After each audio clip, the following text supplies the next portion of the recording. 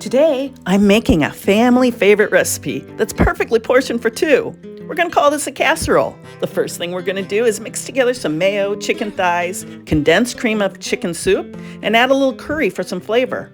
Gently fold in some small-shaped pasta. I recommend using whatever you have in your pantry.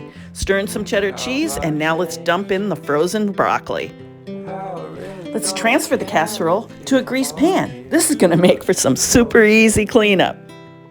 Cover with foil and bake in the oven for about 15 minutes. Now the fun part. Let's make a cheesy crumb topping. We're going to sprinkle a little bit of cheddar and some crushed Cheez-Its. Not a Cheez-It fan? No problem. Check out the recipe card on our table for two for a toasted panko topping to use on this casserole. Enjoy! Guess we have to agree to disagree for this one last time. Pretty weird that day when